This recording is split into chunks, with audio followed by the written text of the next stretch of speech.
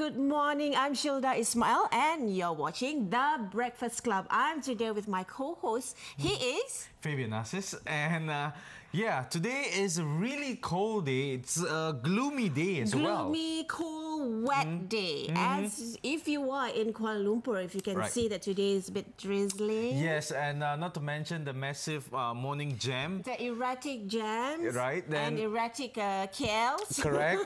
And the worst part is motorists try to squeeze in everywhere they can. Yes, everyone's trying to escape the rain this morning, huh? That's right. And okay, speaking on gloomy, yeah? Right.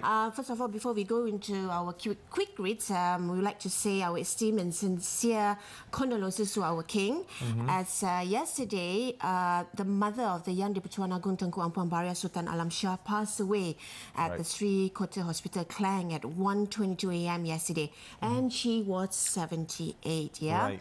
And according to the Private Secretary, Datuk Muhammad Zuki Ali, in a statement, her remains were flown to Kuala Terengganu from the Subang Air Base by the Royal Malaysia Air Force in 10:45 a.m. All right, and Tengku Ampuan Baria's remains were taken to Istana Mazia Kuala Terengganu for last respect. Right. This is coming from us, representing the whole Bernama team, Bernama TV team, and also the Breakfast Club team. And also personally coming from me, Al-Fatihah to Yang di-Pertuan Paduka Bonda Yang Maha Mulia Tengku Ampuan Baria binti almarhum Sultan Hisamuddin Alam Shah Al-Haj. Also, Siti Asma's sister passes away. That's Tan Sri Dr. Salihah Ali, the elder sister of Tun Dr. Siti Asma Ali, and as you know, sister-in-law to former Prime Minister Tun Dr. Mahathir, also died yesterday, and she was 88. And Dr. Salihah died at Kuala Lumpur Hospital at 5:10 p.m. yesterday. Al-Fatiha. Condolences to Tun Dr. The passing of her sister, Tun Dr. Siti Asma Ali, and also, sister-in-law of Tun Dr. Mahathir Mohamad. Okay. All right, we're going to move on to a little other story right now, to our quick reads segment. Right, we have SPM results coming in tomorrow. SPM results will be tomorrow. I'm sure some of the SPM... well, last year, if you took SPM... Form 5 students, Form 5 students, this year, your results will be out. But it's not going to be the end of the day for you, right? You still have STPM to go. Yeah, there'll be a lot of tests. That's right. You know, live tests or something, exams, All right, SPM students brace for results tomorrow. Okay, perhaps you can say something about it. This is from the New Straits Times, as you can see. Tomorrow's D-Day for the last year's SPM students who is anxious to wait for the examination results to be over. So an analysis for the 2010 Sijil Pelajaran Malaysia SPM results will be announced at 9 in the morning tomorrow by Education Ministry. And the statement said candidates could obtain their results from their respective schools at 10 in the morning on the same day as well, right? If you are a private student, you will get your mail from your results through the mail. Yeah, from the State Education Department, or you can actually go on down to the State Registration Department where you registered for your exam to collect your examination results. Right. Speaking on, collecting your results, would you go to your school or would you want to get your result through the mail? I would actually go to the school because I'm sure you have sort of anticipated what you're going to get, like 5 A's or grade 1 or whatever, right? I mean, what was your experience? Was quite a number of years back. Well, I'm not really that old, but it was about 7, 8 years back. I think I would actually go to the school and get it so that I would know, right? Because if you're going to wait, it's like a waiting game. They say curiosity kills the cat. So it's really, I can't wait for something like that. Yeah, I'm the sort of person, I know I'm going to get grade 1. Oh, yeah. I know I'm going to get 1. And it's sort of like when I receive the result, of course, it's going to be a show off, like, hey, I'm going to get grade 1. But what if it slumps? Well, I've already anticipated, because you remember we have that trial examination before pre-SPM, so sort of like, Okay, so you can gauge from there. Okay. Now, for the tech-savvy people out there, you can actually get your results through my SMS as well. 15888 is the number. Adding that the SMS service will be provided from 10 in the morning tomorrow till midnight until March 30th. So if you are probably outside, like you don't have access to... Or you don't feel like going to school, celebrate, or you don't feel like, seeing your friends, Probably. Yeah, then right. Outcasts. Because it's a 3 months break, if I'm not mistaken. Yes, it's a 3 months break. So A lot of people would actually go for work. Yeah, that temporary work. Yeah, Yes. But it will also help the labor industry.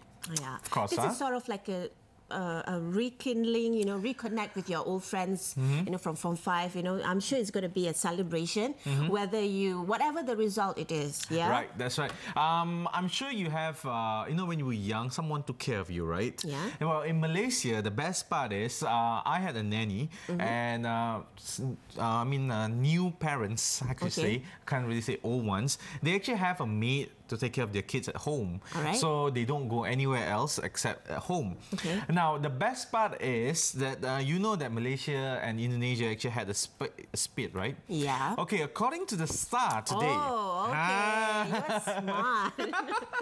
Okay, I get you. You got me? Okay. I get you. According to the Star today, KL and Jakarta would sign an MOU.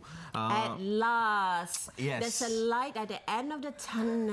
That's right. As you can see on the screens right now, Human Resource Minister Dr. S. Subramaniam said 4 issues were on the one-day rest for the maids: handling of the maid's passport according to the immigration law, structure of the costs charged by the recruiting agents, and maids who actually run away.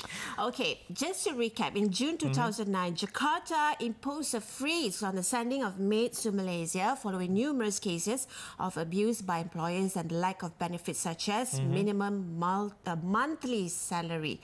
Wow. So, according to Dr. Subramaniam in his statement in this newspaper in Star, Dr. Subramaniam said the issue of minimum wage was not discussed as this was to be determined by market forces. So, Indonesia wanted to have a minimum wage of 800 ringgit for pembantu rumah Indonesia. Well, if they properly train them, maybe they could. Yeah, maybe.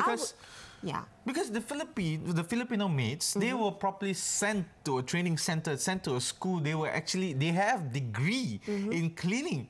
So if let's say you have a degree in that kind of, you know what to do, how to take care of small kids and this and that and this and that. Philippines can speak English. Philippines can speak English. So probably if the the literacy rate improves and the maid services actually improve, for me personally, I wouldn't mind paying 800 ringgit for that. Would you? Even more, We're talking about here maids, taking care of your kids while you go to work. And I'm willing, I do. I'm sure after this, a lot of maids sending resume to me. I'm willing to pay if they can take care of my kids. Sort of like be how do you say? Be a good house helper, some caretaker. I could say. Be a clone of me. You know what I mean? No one can be you, Syilda. Clone of me, meaning be a mother at home while I work at home and trying to find some money. Okay, before this MOU was signed, just to let you know, if you do not, there's a $7 billion industry. Indonesia. 7 billion ringgit? No, US dollar. US dollar, okay. $7 billion US industry, and when Indonesia hit the ban of maids coming to Malaysia, they lost 30% of that. That is a lot of money. You're talking about the economy here. So it was a hard hit, and I think the Malaysian officials and also the Indonesian officials should quickly resolve this matter because we need people to help us, right? And they need the money. All right. Yes. Okay, speaking on economics, Yep. Okay, as you know, March 11, as you know what happened Sadly. it's a quick nummy. Quick nummy. It's a quick earthquake and tsunami. I just love making words coming out. But on a serious note, Japan, according to Berita Harian here in the economy section, Japan perlu 5 tahun bangkit semula. So 5 years for rebuilding Japan. Yeah. Okay, and it's an estimated of 712 billion ringgit damage. So they are actually rebuilding themselves up right now, and well, a lot of people are actually there helping them, and there are about 18,000 lives gone, and also it actually wiped out the East Timor Laut is what? Timor Laut. It's Timor Laut. Southeast, is it? I think It's not northeast. Eastern. But I know Eastern, the northern, yeah. northeastern Japan was hit badly, so Timor Laut is like Okay, my Malay 5 years to abbreviation. rebuild from disastrous earthquake. I probably put it as Quake-nami. Quake-nami that has caused 235 billion of damage. This is what World Bank reported. And as you know, Japs are resilient, calm, and this is sort of like a wake-up call for the Japs. And I've heard from the news, they say that although this is the worst that happened for Japan, I think about 20 years, you know, they've been living in complacency. So it's sort of like a wake-up call for them, you know. They will sort of like strive. You know, it's unlike if it to happen to, you know, other countries. When something like this to happen, they were like, oh dear, you know, they will sulk. They will sulk and dwell into it, and they will ask help. But as you can see, they are resilient. They are so calm. You know, they can you know. They actually line up to get essential goods. So I think that shows a lot of discipline, a lot of faith, a lot of hope. And these people are actually suffering. And there are major international countries sending aid down to Japan. So it's a good deed. Celebrities are also joining the deed to send aid to Japan. And just a little later on, after this, we have someone from the Malaysian, one of the Malaysian companies are doing their bit to send aid to Japan. So Lakshmi will be interviewing her later on. So you got to stay tuned. Stay tuned for that. Right. And now we're going to move on to Utusan Malaysia's quick read. We have Singapore is not depending on Malaysia for water supply anymore. Okay. Singapore it is about time. Imported water. Wow, very langsy. No lah.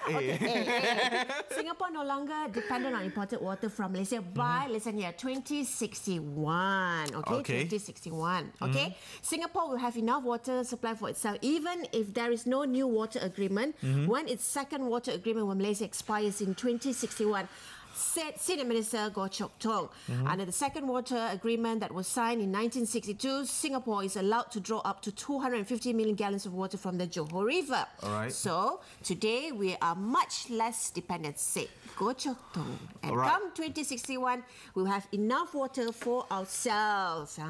Two things to say. What? One, good for you, Singapore. You are independent. Two, Malaysia's losing some money now. Yeah, perhaps.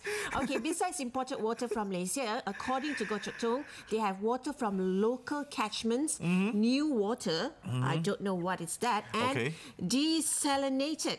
I guess they sort of like recycle the water. But they should, you know. I was speaking to one of the, if you were on earlier, I was speaking to one of the executive directors of one of the green buildings in Malaysia. They said that Bandar Utama in PJ, they actually have a system to renew their own water. So that means water there, it's renewed. That so air kotor, then it will sort of like filter in? Yeah, they have a logi to clean it, and right after they clean it and all that, so it is reused. So I think probably they're implying this in a smaller country instead of a smaller place like Bandar Utama, right? Question is, are you willing to drink that water? Is mind over matter. Mind over matter. All right, we have to take a short break. Be with here in the Breakfast Club with me, Syilda, Ismail and Fabian. Right.